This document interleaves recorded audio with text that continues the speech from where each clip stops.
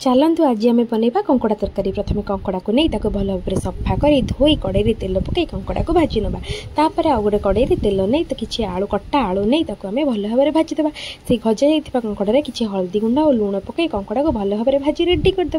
तापर कटा जाइए पियाज टमाटो और किसी बटा मसला नहीं जापर कड़े तेल पकई से किसी गोटा मसला फुटण तेजपत्र पकई कटा जाइए पियाज पकई भल भाव भाजी नहीं से बटा जाइए मसला को पकई हल्दी गुंड और लंका गुंड पकई भल भाव कषि नेबा। एठी मु मसला नहीं रसुण अदा जीरा और सुखला लंका।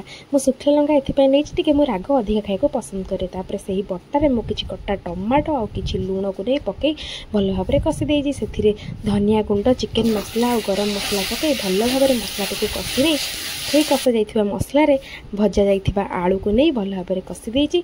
तापर भजा जाइथिबा कंकड़ा को सेथिरे पकईकी भल भाव कषि नहीं आवश्यक मुताबक गरम पानी आप व्यवहार करेंगे। मुझे गरम पानी व्यवहार करी।